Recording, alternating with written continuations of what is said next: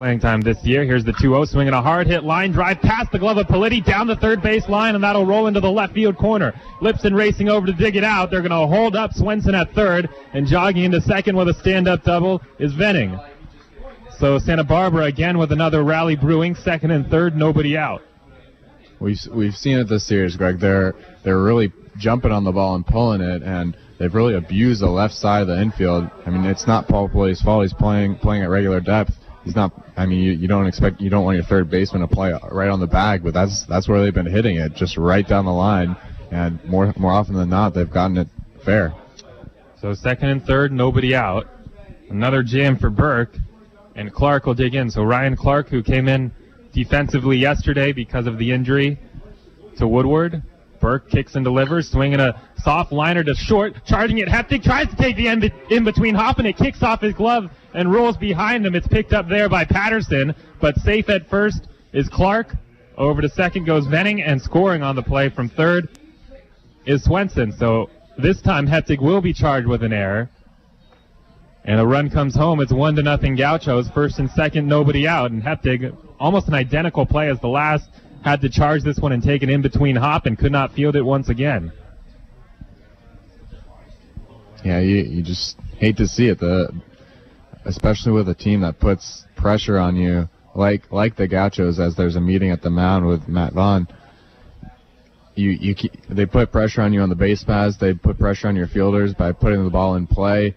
They put pressure on your pitcher by taking pitches. When you get them to hit the ball to you, you have to make these plays. The play to start the inning, the runner comes around to score by Heptig. It's going to be an earned run, but definitely a makeable play. And this last one, similar play, and now there's still no outs and 2 runners on for Ben Burke. Yeah, very, very tough. 2 tough plays for a Heptig rather. But you're right, Sammy. It's one. I'm sure if you talk to Evan, he'll tell you that he should have made them. And I mean, for a guy who didn't think he was going to start coming into this game, probably a little rusty coming off the bench, and right off the bat, he's tested 2 straight times. And it's 2 very difficult hops. Those in-between hops are tough to field because they come up on you so quickly. But that's one Heptig, I'm sure, will tell you should have come up with. So that's the second time a ball that has not gone out of the infield has cost the Aggies a base runner in this inning. And Burke's still in a jam, first and second, nobody out, and the Gauchos looking to go large as Morrow, the catcher, comes to the plate, the 9th place hitter. Morrow at 239 overall. 1 home run, 20 driven in. He squares around a bunt. Corner infielders charge home, and the pitch is taken for a called strike on the outside. It's 0-1. So remember, Swenson reached on that infield single to lead it off. Venning doubled, and then the error by Heptig allowed Swenson to come around to score. Venning now the runner at second, and Clark at first. 0-1 the count, and Burke spins around and looks back, Venning to second. Corner infielders, both Politti and Logan, come crashing in as soon as Morrow squares around. No balls and 1 strike.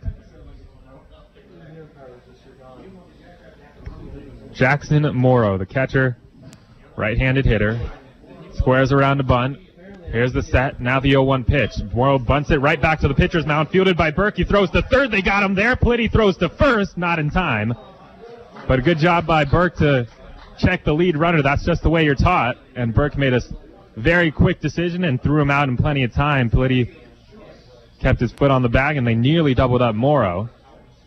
So first and second now 1 out as Venning is retired.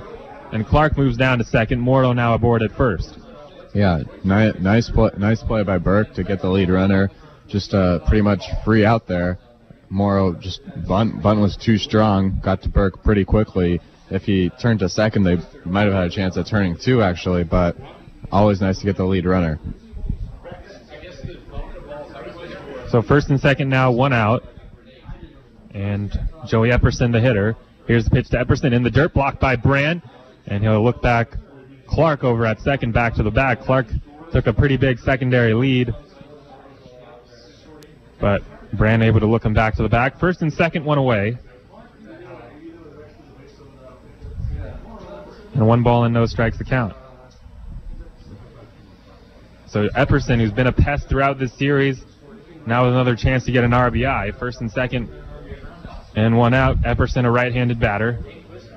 And the pitch. And a fastball just missing off the inside. And it's 2 balls and no strikes. Epperson led off the game with a single. But he was stranded on the base pass. Good work by Ben Burke. But it's been a difficult job to retire Joey Epperson in the series. 2 balls and no strikes. Burke from the stretch. Sets just above the belt. Kicks and delivers, and a fastball inside that hit him. Epperson gets hit by the pitch. Did not exactly sprint out of the box to get out of the way, and it didn't look like he was trying to argue that it hit him until home plate umpire Sid Aguilar told him that it hit him on the elbow. But in any case, Epperson down to first, and now the bases are loaded with 1 out. Yeah, Spencer Brand actually caught the pitch. Didn't look like it moved it. It looked like it might have grazed his jersey. It didn't actually touch his body, I don't think. But not the worst outcome, because Joey Epperson's just been on fire in this series, and you don't want him to drive it home. Obviously, bases loaded with 1 out isn't an ideal situation, but Joey Epperson has really been scorching hot. So Trinquan to the plate. Left-handed batter. Bases loaded, 1 out. Burke will step off.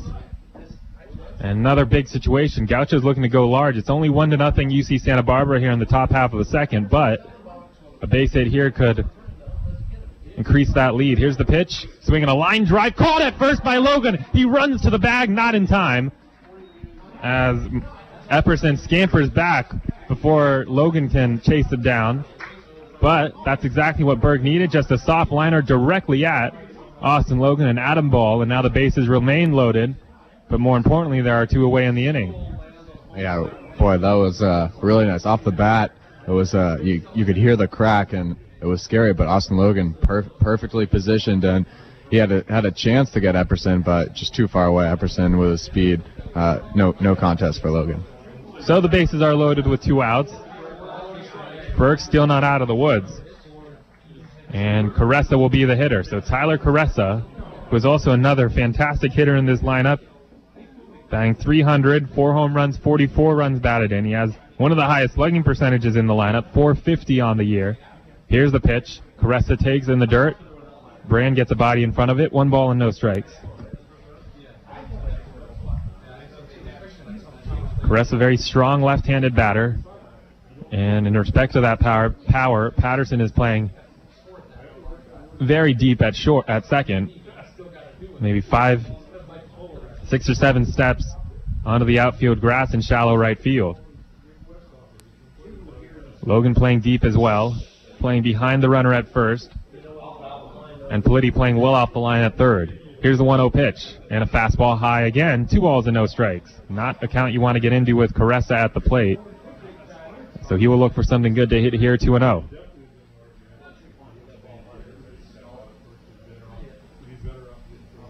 So Clark at third, Morrow at second, Epperson at first, and Tyler Caressa at the plate. Burke will work from the windup now, and the 2-0 pitch.